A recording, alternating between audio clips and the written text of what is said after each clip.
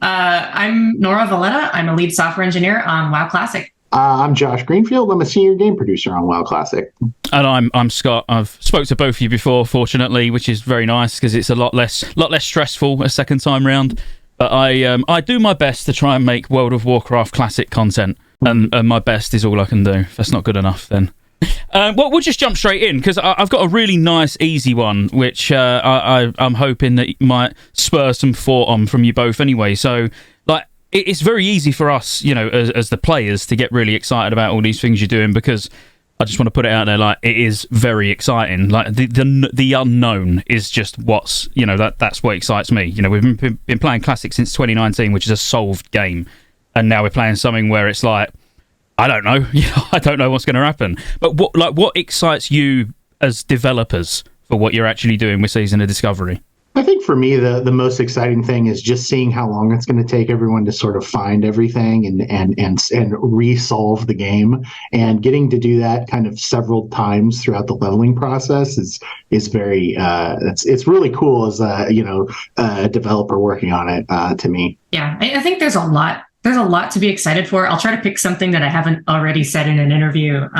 There's a lot of really fun experimentation happening in Season of Discovery, and so one of the things we announced recently is that on PvP realms we'll be enforcing faction balance, and that's not something we take lightly. I don't think that's something we've ever attempted in the history of World of Warcraft. So it's something players have been asking for.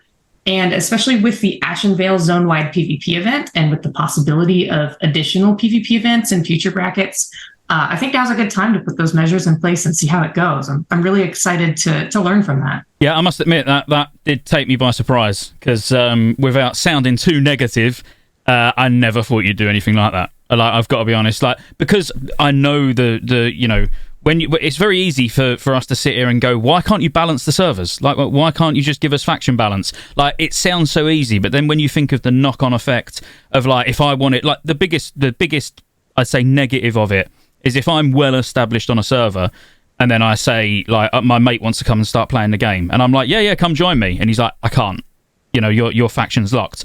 So I know it's sort of dangerous ground you're treading on, but, obviously, hopefully it all works out, because I hope it does. Like, I'm a big advocate for it. Like, I've been wanting you to do something with faction balance literally for so long, but then it's very easy for a non-developer to stand on the other side of the table saying, just do it. So no, that's really cool. So while we're talking about changes, we're trying to keep Season of Discovery feeling as vanilla as possible, but obviously at the same time it's not, is it? At the end of the day, it's a very different beast, but we're hopefully getting the nostalgia from the zones, the dungeons, and just generally being back in sort of Eastern Kingdoms and Azeroth, yeah, all the old zones. What do you feel about, like, smaller quality of life changes? Because we're seeing these big changes from runes with, like, paladins now having Divine Storm and, like, mage healers, but there's still, when I'm diving into all these classes, I'm seeing things like rogues.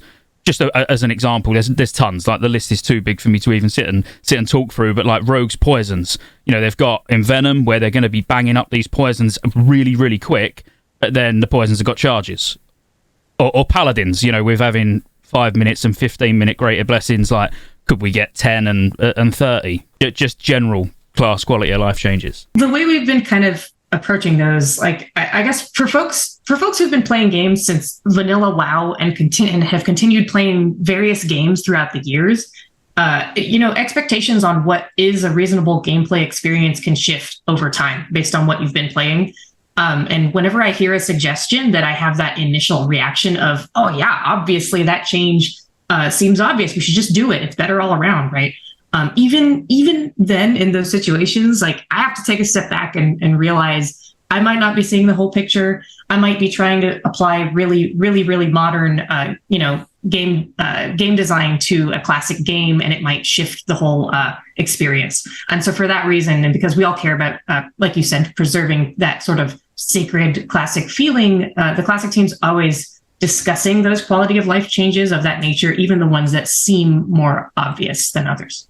Yeah, the one other aspect of this, and this isn't necessarily a reason not to do it, but it is, you talked in the last question about how, it seems like, just do this, it's easy. A lot of things that are suggested to us, and we have to kind of play the what about game whenever we answer those questions. Like, well, what about if we made Paladin Blessings 10 minutes, what about X, Y, and Z on down the line? And one of the things that is a little bit challenging is because we're sort of building this on the framework of original World of Warcraft, or like era WoW, is there's actually not a way to change that, like, Blessing of Might to be 10 minutes and not have it change era. Now, we could make copies of the spells, and then it gets into this big, long pipeline of like, okay, we have to think of every version and every rank of every spell that we want to do that to. Is that a good use of our time? It might be a good use of our time, but those are questions we have to ask ourselves. So, with a 10-player raid size to start with, we think this is going to be pretty manageable, though you'll definitely, as a paladin, that is kind of almost a rite of passage in original WoW of like, you're leveling, it's like, all right, let me give everybody 5-minute bus. It's like 10 people is not that much crazier than 5 people, but it's definitely something that we're thinking about and we're looking at, we're listening to feedback on, but it's not necessarily as simple as just like, just change one number. It's really like, go change 100 numbers for one spell. Yeah. So you'd say you are open to adding quality of life changes, but are we expecting any? Is there any we're expecting? I know you don't want to spoil too much, obviously. Never say never. It's mostly just what feels right at the time, and also like what Nora said, we're really careful about this. Friction is kind of a part of vanilla. Friction really is, and some of these things that add friction, you might in the moment get annoyed and have a knee-jerk reaction that says, "Oh, this isn't good" for whatever reason, but it's like, those little incremental things is what actually moves you further and further and further away from vanilla. So that's something we just need to be careful of. Yeah. Well, I mean, using the rogue example with poisons, I'm already talking to rogues that are not just going to be carrying 2 daggers. They're going to be carrying like 10 daggers in their bags, to just switch between daggers instead of reapplying poison. Yeah. What a uniquely vanilla thing. Yeah. For good or ill, Yeah. No, it's cool. Yeah, it was more like, rather than getting into the specifics, even though I gave specific examples, it was more the fact that you're open to some of these quality of life changes further down the line. Sure. While on quality of life changes, obviously runes, while I know, we're going to have 12 at launch, maybe more, who knows, you might be hiding something from us, but, let's say there's 12 at launch like we assume there is. For future runes, I want to word this properly, because are we expecting you just to continuously just throw loads and loads of abilities at us? So like when we get to 40, it's like, here you go, here's another ton of abilities to choose from. Or will we get more, like a bit more like minor glyphs from Wrath? So more like quality of life / utility runes, where it might remove reagent costs from certain spells, or it might allow certain things to be used in combat, or do you know what I mean? Those where it's not actually just, here, have another button to press. I think that some of the runes, like as you'll see in the 1 to 25 bracket, and as you'll see in future brackets as well, some runes are definitely more impactful to a class than others. And so there is a bit of a range of like, okay, this rune may be less impactful than one that allows you to tank as a warlock or something. That being said, it is one of those things that, like you said, we're trying to be extra secretive about to make sure that we don't spoil too much. But you can expect kind of a spectrum of, impactful runes. Well, you can share. It's fine. We're all friends here, and I promise I'm not recording. All right. I think one of the fun things about runes is that, and the fun things about the way we're sort of rolling out content in Season of Discovery, is it actually gives us a little bit of room to kind of pivot on things if we decide that it's like, oh, well, we had this many abilities planned, but maybe that's too many buttons. Maybe we'll scale that back a little bit. We can do other different things, and so there's a little bit of that we have. We also, I will say that going into it, whenever we were first sitting down to kind of design, it was a big, long process just to figure out what runes we were going to have. Like, here's the fun tidbit for you. When we started, we had 3 times as many per leveling bracket, and we scoped way back. And we did that for logistical reasons as well as it's like, this is too many buttons. But whenever we were designing, we sat down, we looked at how many actives the classes had. We looked at how many, what kinds of things we wanted to do and what could we accomplish with passives versus actives, and what could we be like, what would make a rotation too busy. So by the time we get to 60, we kind of have a target number of what we want for each class in terms of new buttons to push versus other types of effects. So, yeah. Okay, that's cool. And that's one of the reasons we're sometimes so, I think, cryptic in our responses is because sometimes it's not that we have something set in stone. It's more like something like, okay, we might actually pivot on this thing in the future. So we don't want to promise something now and then. Yeah, no, that's fair. And when it's called Season of Discovery, I mean, I appreciate you don't want to give too much away. That's why I want to try and ask you more broad questions rather than really specifics, which I know you're not going to be able to answer anyway. But you did say, Josh, you were saying about, you've got in mind already how many active abilities there's going to be, etc. And you mentioned level 60, so I am really intrigued on how you're deciding on what runes, when you introduce runes now at level 25, you've already got level 60 at mind. So at level, you're not playing it phase by phase where level 40, now you worry about balancing everything at 40. Do you consider level 60 the real end game of Season of Discovery still?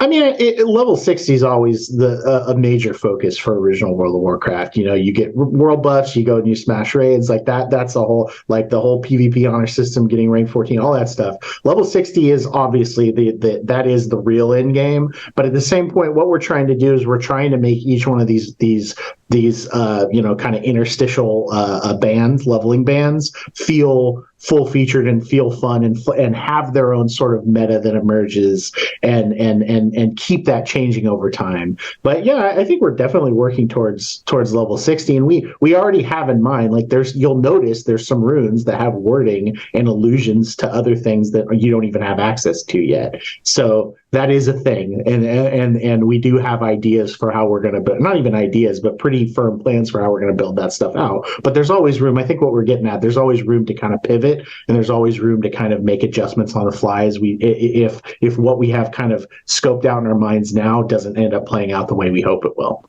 Yeah. No, that's fair. I mean, that's really good. I was actually hoping that was the answer to the question. Yeah. I was hoping that it's not just more or less just each phase is its own end game. Yes, it is, of course. BFD and the level up raids is going to be fun. I'm looking forward to that because it's so unique compared to what we've done in the past. But at the same time, I want to know that I'm here till 60, and 60 is where we're really where it all kicks off. So is that at 60?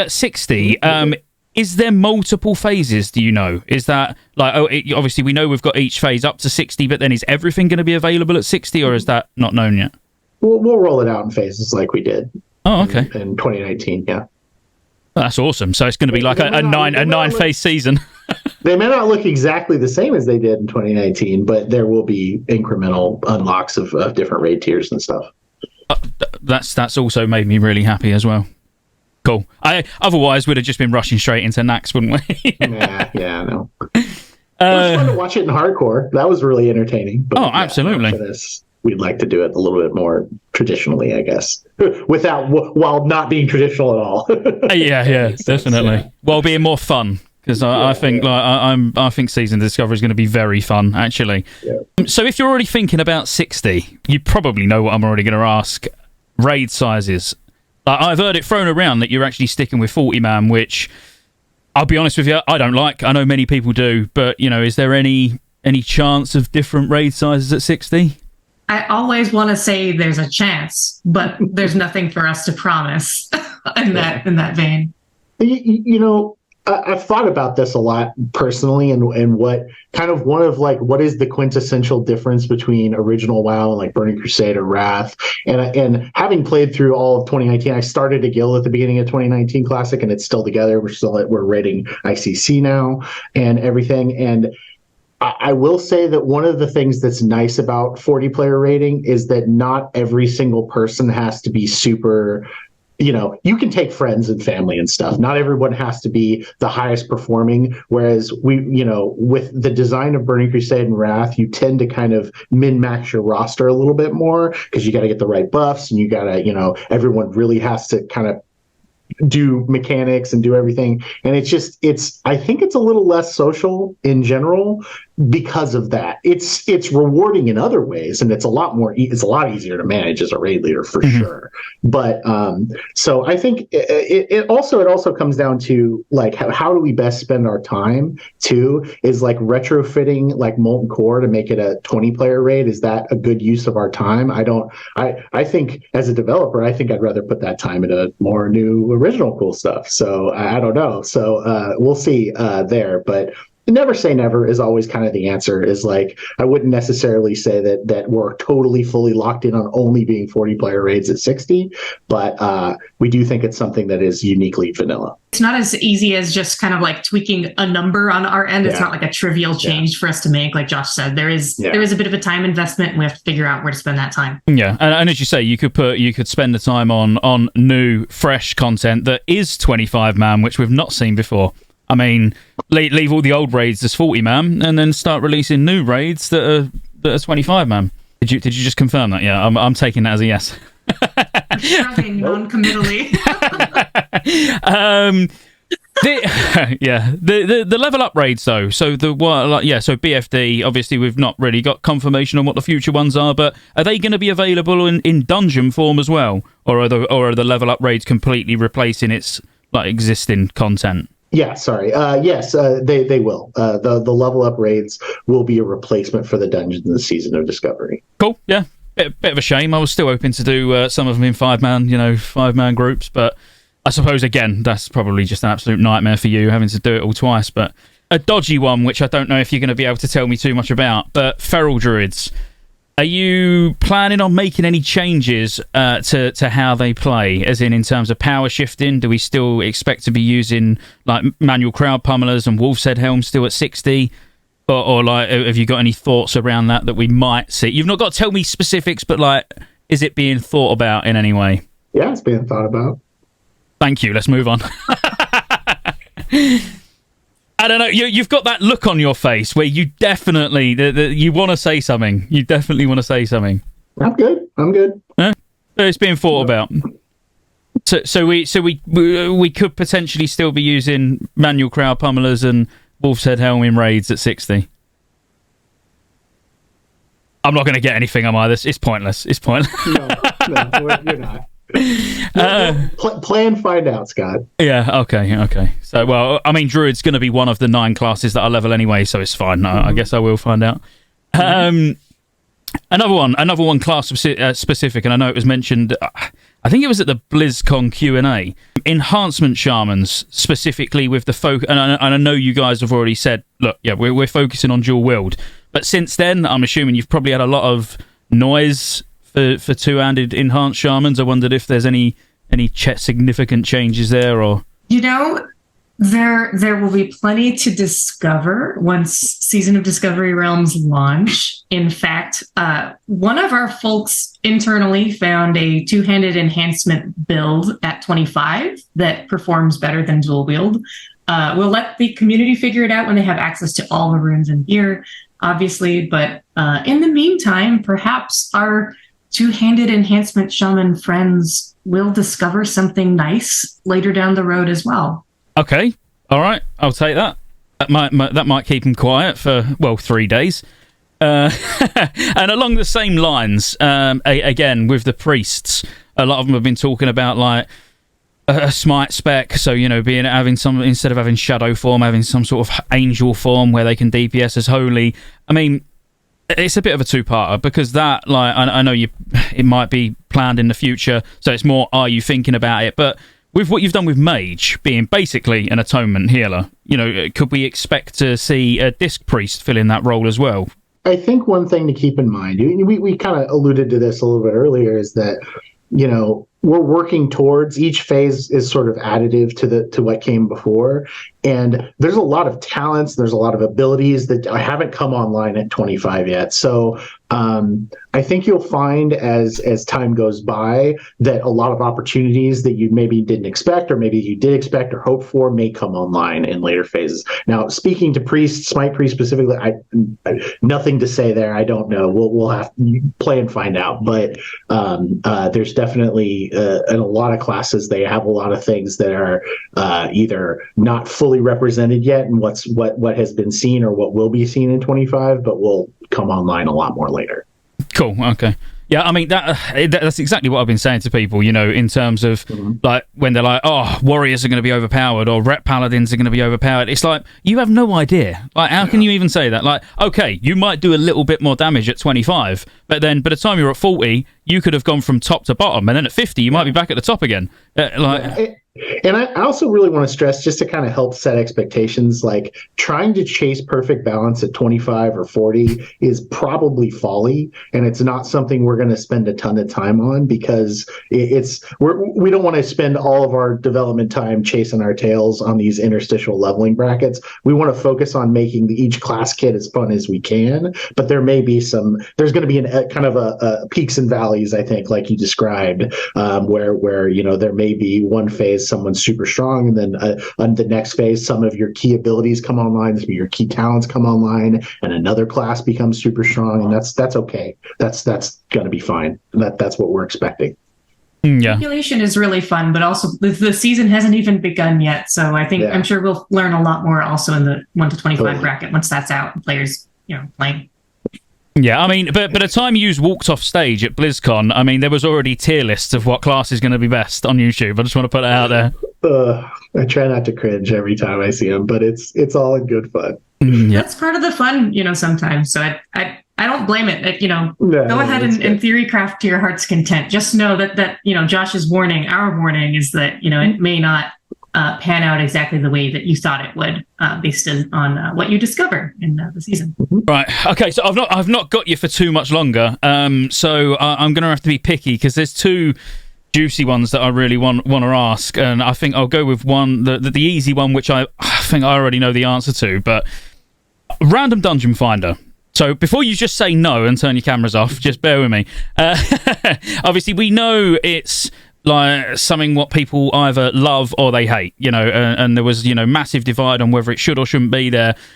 Would you consider, so like more so than it just being in the game at level 60, each time we get a new phase, so when we go to phase 2 and everyone's on their way to 40, having, even if it's not random dungeon finder as we know it, and it was more like the LFG tool that you guys developed for Wrath, because I actually thought that was amazing. Like, in comparison to the retail version that we've got now, I think the one that you actually put in initially was just much better. So would you consider something like that for the previous brackets where people are struggling to get groups because everyone's higher? You picked the question you thought was going to be the easy answer, but it's actually a pretty involved answer. We put a lot of thought into this because we've asked ourselves, especially after Wrath. I think the lesson we took away from Wrath is never say never, right? Like it made a lot of sense to us early in Wrath to say, oh no, that's not really something we want to do, and we kind of thought the community would want that too early on, and then we saw that wasn't the case. So. Never say never. But at the same point, I think one of the things that we really need to keep in mind, that we're trying to keep in mind, is that the original WoW kind of vanilla world it works much differently. There's no meaning stones to summon people. You can't summon people inside of instances. There's no flying mounts to let you kind of escape bad situations. And there's a lot of reasons to be out in the outside world. And I think the design, we made a very deliberate design decision with Season of Discovery, to focus on the outside world. And I think that it's pretty safe to say that any other kind of version of original WoW we ever want to work on, the outside world, the world is the main character. We say this, it's like written on a whiteboard here. We say it to ourselves all the time. And that's something that we don't want to really detract from. So making a deliberate choice like that to sort of detract from that is I think somewhat unlikely. But we're trying very, very hard to listen to players and what they want and what, and if the wind starts blowing in a different direction, we're not going to dig our heels in and say stomp our feet and say no. We want to do what's the right thing to do for the majority of people that are playing. Oh, no, that's cool. Yeah, I was just expecting a no. And that was it, Yeah. And I'll be honest with you, RDF, like I would, as a big, RDF enjoyer, I like RDF. But I would actually, in this game particularly, I would prefer just the LFG tool. Yeah.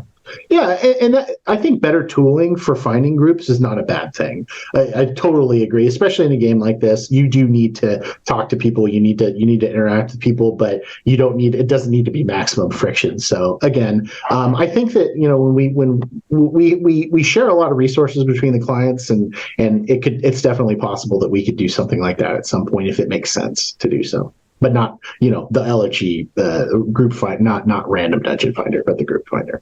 Yeah. Okay, cool. No, that's brilliant. And probably got time for one more quick one then. So, when we're talking end game, there's a lot. I mean, Molten Core in particular. Like when I'm thinking about like the classes and what you've done with them. So, survival hunters. Well, not necessarily survival, but hunters. Sorry, in general, getting explosive shot. Looking like being able to trap in combat, living bomb for mages, lava lash, lava burst for shamans. You've added a lot of abilities that do fire damage, and the first raid tier at level 60 has got a lot of bosses that take no fire damage. Is that something that my biggest concern actually was like on Shazra with an arcane mage, because it takes ridiculously reduced arcane damage. I know it's only one fight, but it then does limit the potential use of that brand new healing spec, that you wouldn't want to take. Is there any changes to that we could expect? I think level 60 is a pretty long ways away. Molten Core is a long ways away. I would hope that players will be able to discover things that they might be able to use that beyond just things that cause fire damage in Molten Core once that rolls out. Yeah, well, this is something we talked about even for the first phase too, as well. That talking about what is the right kind of friction for original WoW, and that was something that I think at first we wanted to stick with, but we'll see where we end up going. No, cool. Really, there probably is time for one more question, and I'll just leave it to you. Have you got anything that you want to share, like server name announcements anytime soon, or just anything you want to share at the end?